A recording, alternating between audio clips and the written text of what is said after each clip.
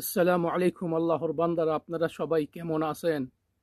আমি সবসময় বলি আমরা এই হতভাগা প্রবাসীরা এতটাই হতভাগা, বিশ্বাস করবেন। আজকে আমার এক প্রবাসী বন্ধু, উনি জেদ্দায় কাজ করেন, এক মার এক ছেলে। আজকে ওনার আম্মা ইন্তেকাল করেছেন। ইন্না লিল্লাহি ওয়া ইন্না ইলাইহি রাজিউন। আমরা এতটাই হতভাগা এই প্রবাসীরা, শেষবারের জন্য তার মাকে সে দেখতে পারলো না, এক মুঠো তাকে মাটি দিয়ে তাকে কবর দিতে পারলো না। এর চাইতে হতভাগা কি হতে পারে আমাদের প্রবাসীদের জীবনে? গত পরশুদিন আমি আমার মামাকে হারিয়েছি। আজকে আমার বন্ধু, সে তার আম্মাকে হারিয়েছে। আমরা সবাই জানি এই পৃথিবীর মায়া আমাদের একদিন সকলকে ছাড়তে হবে, আল্লাহর বান্দারা, সকলকে ছাড়তে হবে। কিন্তু দুঃখ তখনই লাগে এই প্রবাসের মাটিতে থেকে আমরা কিছুই করতে পারি না। শেষবারের মতন সেই মাটাকে, তার নূরের চেহারাটাকে আমরা দেখতে পারি না। আল্লাহ তাআলা আমার এই বন্ধুর আম্মাটাকে জান্নাত নসিব করেন। সবাই অবশ্যই দোয়া করবেন।